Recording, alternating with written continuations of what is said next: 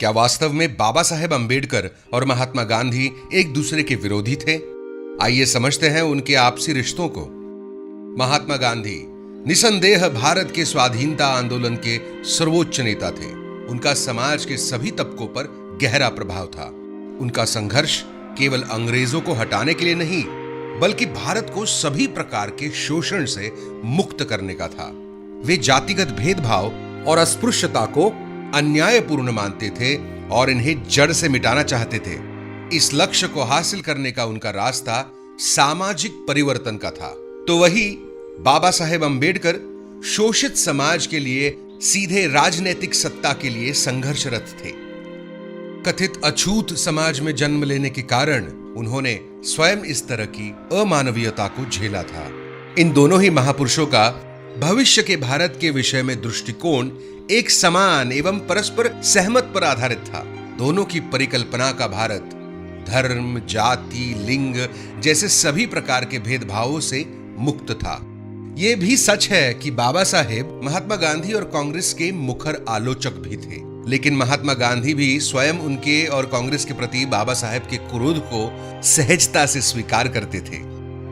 पूना समझौते के संदर्भ में बाबा साहेब और महात्मा गांधी को परस्पर विरोधी की तरह दर्शाया जाता है, जबकि वास्तविकता कुछ और थी। 1932 में अंग्रेज कम्युनल अवार्ड लेकर आए, जिसमें दलितों के लिए हिंदुओं से अलग इलेक्टोरेट यानी निर्वाचक मंडल का प्रावधान था।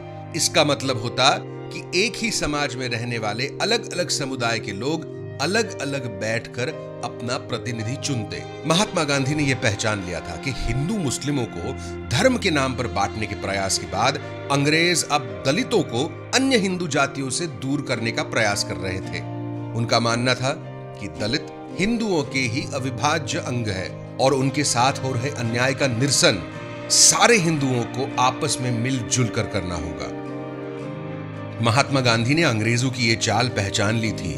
हिंदुओं को जाति के नाम पर और सभी भारतीयों को धर्म के नाम पर बांट दो और स्वतंत्रता आंदोलन को कमजोर कर दो। इसीलिए उन्होंने इसके विरोध में आमरण अनशन करने का निर्णय लिया। इसका सवर्णों पर गहरा प्रभाव पड़ा और वे बड़ी संख्या में अस्पृश्यता मिटाने के लिए आगे आए। हिंदुओं का विभाजन रोकने और दलितों के साथ न्याय सुनिश्चित करने के लिए बाबा साहेब और मालवीय जी ने पूना समझौते पर हस्ताक्षर किए। इस समझौते के उपरांत बाबा साहेब ने कहा, इन सारी बातचीत के बीच श्रेय का बड़ा भाग मैं महात्मा गांधी जी को अर्पित करना चाहता हूं। मैं स्वीकार करता हूं कि जब मैं महात्मा से मिला, मैं आश्चर्यचकित था, बहुत ही आश्चर्यचकित। उनके और मेरे बीच में बहुत कुछ समान था। महात्मा गांधी के दिल में बाबा साहेब के प्रति सम्मान दर्शाने वाली एक कहानी संविधान सभा की है। विभाजन के बाद बाबा साहेब का चुनाव क्षेत्र पूर्वी पाकिस्तान में चला गया और उनके स्वतंत्र भारत की संविधान सभा में प्रवेश के सारे रास्ते बंद हो गए। लेकिन गांधी जी जानते थे कि संविधान के शिल्पकार की भूमिका निभाने के लिए सबसे योग्य व्यक्ति बाबा साहेब अंबेडकर ही थे। बापू के आह्वान पर अंबेडकर जी को कांग्रेस द्वारा बॉम्बे प्रांत से चुनकर संविधान सभा और स्वतंत्र भारत की पहली कैबिनेट में शामिल किया गया।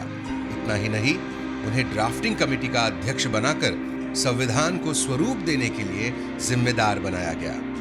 और वही बाबा साहेब का बापू के प्रति स्नेह बापू के देहांत के बाद के स्मरण से मालूम होता है। सविता कबीर जी को लिखे पत्र में बाबा साहेब ने खुद लिखा, मैं शनिवार की सुबह बिरला भवन गया और मुझे उनका मृत शरीर दिखाया गया। मैंने उनके घाव देखे, वे ठीक दिल के ऊपर थे। उनके मृत शरीर को देखकर मैं बहुत द्रवित हुआ। मैं कुछ दूर उनकी शव यात्रा के साथ चला, लेकिन मैं चलने में असमर्थ था, इसलिए घर वापस आ गया और फिर जमुना पर राजघाट गया। मतभेदों के बावजूद देश और समाज हित में निरंतर संवाद बनाए रखना उच्चतम मानवीय और लोकतांत्रिक मूल्यों का सर्वश्रेष्ठ उदाहरण है। प्रसिद्ध कन्नड़ लेखक और दलित चिंतक देवानुरु महादेवा कहते हैं, गांधी जी अस्पृश्यता को पाप कहते थे और अंबेडकर इसे अपराध। तो हम क्यों इन्हें विरोधी की तरह देखते हैं? अगर हम समझते हैं कि भारत को जाति से मुक्त करने के लिए सवर्णों को बदलना जरूरी है, तो गांधी जरूरी है। दलितों के नागरिक अधिकारों की लड़ाई के लिए अंबेडकर बहुत जरूरी है। इसीलिए मैं कहता हूं, दोनों को साथ लाना चाहिए।